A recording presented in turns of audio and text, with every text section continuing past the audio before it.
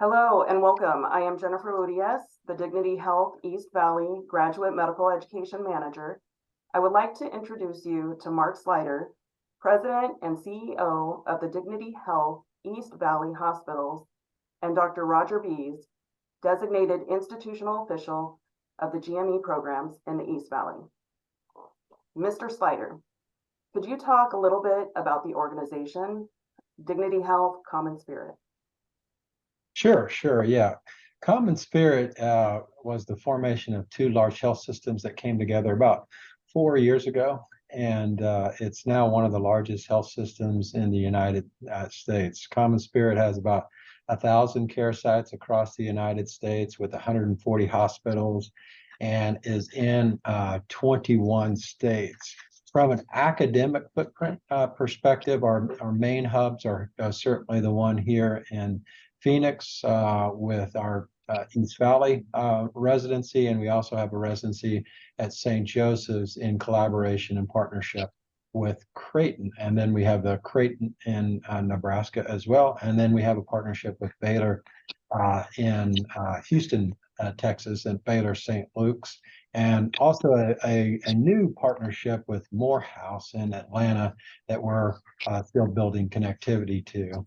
Again, as you come closer to home here in the Arizona or Southwest division, we're a very large division as well. We have over 20 hospitals in the division, 2,000 licensed beds, a couple of level one trauma centers, and just some very big and active hospitals in the area. We do a lot of partnerships, certainly in the ambulatory setting. We've got plenty of opportunities from freestanding EDs to ambulatory surgery centers to imaging centers and many clinics across the Southwest, serving some of these hospitals. So very large and diverse. And in the East Valley itself, we've got 7 hospitals. The hubs being where all the academic activity goes on at the 2 academic medical hospitals, at Chandler Regional Hospital and at Mercy Gilbert Hospital. And both are very large hospitals. Chandler's well over 400 plus beds. Mercy's well over 300. And the combination of those 2 experiences are really very positive for us. And it's just a large complex, about 1,000 or more folks on the medical staff at these facilities and over 4,000 employees. So large and diverse from a common spirit perspective, and still very large and many opportunities at the local level as well. Great.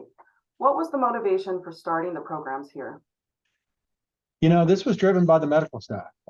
When I first arrived here, there had been some conversations about academic medicine, but it really hadn't gained momentum with the majority of the medical staff. And as I was interviewing physicians and talking to Dr. Bees and other leaders, it just came up more and more. So we did a feasibility study. We asked the medical executive committee if that was something that they would partner with us on, and they wanted to. And so we walked through this with the medical executive committee and the medical staff.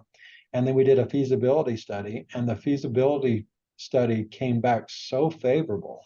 In fact, the consultants that we used said that we were in the sweet spot. There was a number of different things with the patient activity, the growth, our connectivity. We do have a nice base of Medicare and commercial that just patients that just make it a very robust, dynamic area to do academic medicine. We presented that back to the medical staff, and they were actively involved in helping us move forward with this. So with the combination of the support of our medical staff, and then we did our due diligence, and that came back very favorable, we were very excited to move forward. Great. What is the support like for the residents from a hospital level? Well, we're very engaged at the highest level. We have a GMEC, which is our Graduate Medical Education Committee, that has representatives from the Common Spirit at the highest level, in Common Spirit within the highest level within our division, our Southwest Division. And myself and Dr. Bees sit on that committee as well. We are very active in making sure that we're responsive to the needs of the residents and the programs. Our program directors sit on that, and we meet at least monthly, sometimes more frequently than that in other follow-up meetings. And so we're very, very engaged and responsive. We're also too very connected, continue to be very connected to the medical staff. And Dr. Bees sits in the committee for our medical executive committee and gives them updates and reports from that standpoint. And we get direction and very engaged medical staff from staying very connected to them and communicating well with them. So great, thank you. Dr. Bees, what type of support do you offer to the residents? Yeah, so thanks, Jen. As the DIO, that's the designated institutional official, I'm responsible for accreditation by the ACGME ultimately, and it's my responsibility to ensure that the quality and maintenance of educational standards to secure our status as accredited institution is maintained. And what that means is making sure that we have adequate funding, staffing, resources, and tools to deliver an excellent training experience for our residents. My background is I'm an interventional cardiologist by trade, and I did serve as a professor of cardiology at the University of Colorado Medical Center for a number of years before coming here to Arizona. And here in Arizona, I've had a number of leadership positions, both in private practice as well as more recently the chief medical officer for both Chandler Regional and hospitals over the last 7 years. The program directors for all of our programs, whether it's internal medicine, general surgery, family medicine, emergency medicine, and soon to come OBGYN, all report up to me. And as Mark mentioned, we work together on our graduate medical education committee to make sure that all of our programs have staffing resources and whatever it takes to make the resident training experience a great one. Great. What motivated you to take on this leadership position as DIO?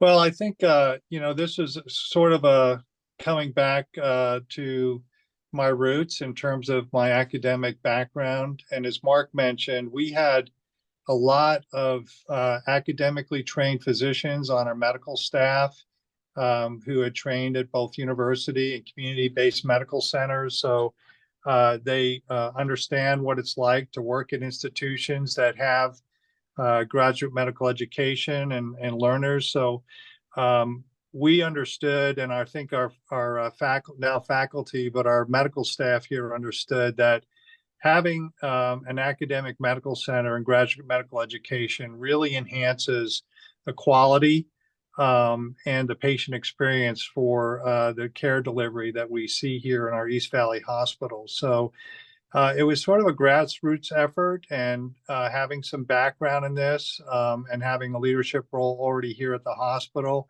put me in a position where we could bring this idea of creating academic medicine, Chandler Region Mercy Gilbert, to fruition. Thank you. What is some of the infrastructure that has been built to support the residency programs? Well, as Mark mentioned, our CEO, he's our CEO, and also Dignity Health as an institution has made a huge investment in creating a welcoming and up-to-date environment for our residents. We have brand new clinics, both in internal medicine on the Chandler campus and a new clinic at Mercy Gilbert for our family medicine practice.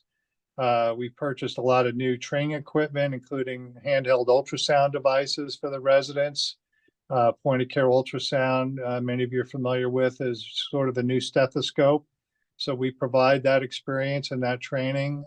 We have a new simulation lab that we built with high fidelity mannequins and other tabletop trainers so residents can get hands-on experience before they actually see patients.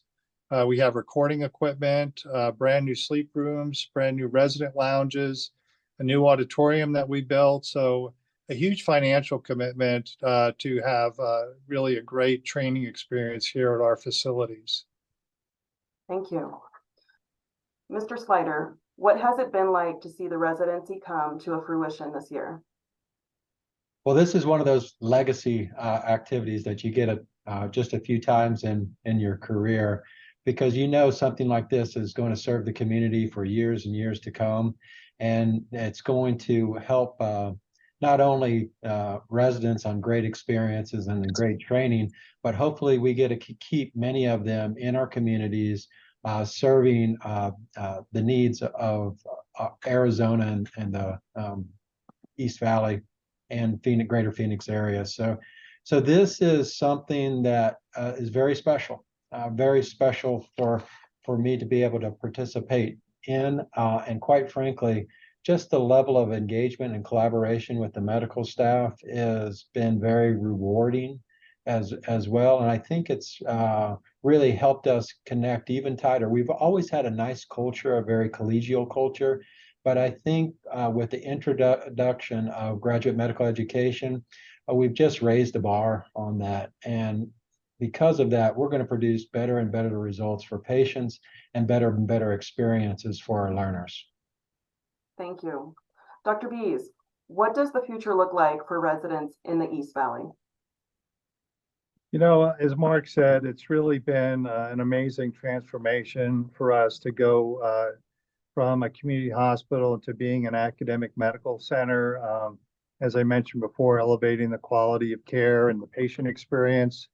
We're a high reliability organization, which means that our practices and the way we treat folks and the quality that we deliver at this is meant to be delivered in a highly reliable way. And we have special training programs that we're very proud of that has given us very high marks in patient experience and quality at our institutions.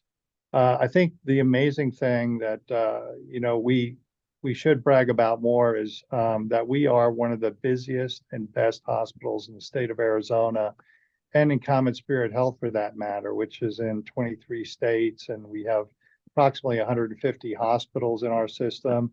And with that, we've got the busiest level 1 trauma in the state at Chandler. We have the busiest, one of the busiest cardiovascular programs in all of CommonSpirit Health. And the incredible breadth of clinical diversity of disease really creates a phenomenal training environment that you really can't beat anywhere else.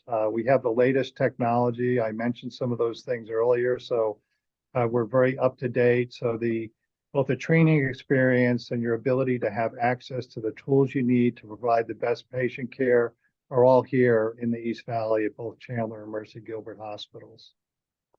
Okay, thank you so much, Mr. Slider and Dr. Bees, for attending.